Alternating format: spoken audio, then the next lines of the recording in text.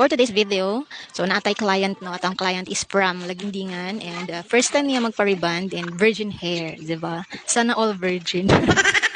So, ga-color lang na siya ga DIY hair color. So, pag first apply na ako ng cream one is walay color kasi pag may color mas dali siya maluto. So, first gi-applyan na ako is ang kanang regrowth hair niya na walay color.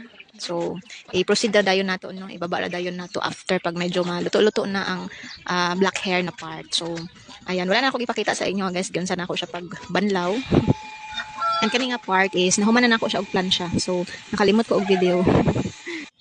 After na ako plansya in all, so ang cream number 2 ug ang hair color guys is gi-combine lang nako siya. Yes, pwede siya i-combine basta kay tama lang ang mixture.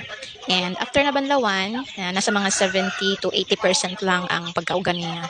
Then I had to mag-apply ng Brazilian. Actually, last part na ni siya. So nasa mga 30 minutes lang naman ang pagbabad. Kung wala tagadali, pwede ran man pud 1 hour para mas ma-absorb gyud ang tambal sa hair.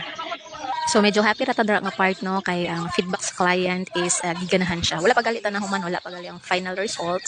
So giganahan na siya sa hair color. Supposed to be ang hair color na akong giingon sa iya is milk tea ash pero nakalimot ko wala na available.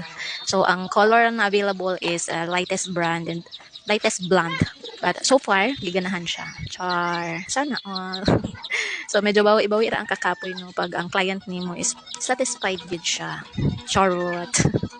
So, ato ng paspasan. Nag-blower na ta guys. Sa pag-apply ng Brazilian, dili na ako siya banlawan. Ako yung Brazilian na need siya banlawan. Pero kanin is, okay ra siya dili banlawan. Medyo dugay-dugay lang yun ang process sa pag-blower. So, tiis ganda.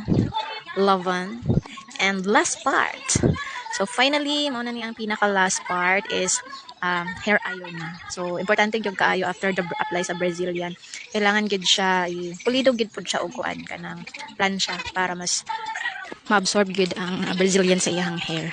And medyo nag-worry gid ko ani nga time kay medyo kaulan nun. Wala rin pa yung si client and medyo layo-layo pa ang iyang ulian sa Lagindingan. But medyo gipaspasan ako siya og ng plansya. No, kay para makauli na si client. Medyo sayo pa naman. Nagdan may dalang mga pa 5 PM na. So, from this to this, mana na siyang final. Happy and satisfied si client. Thank you guys for watching. Bye!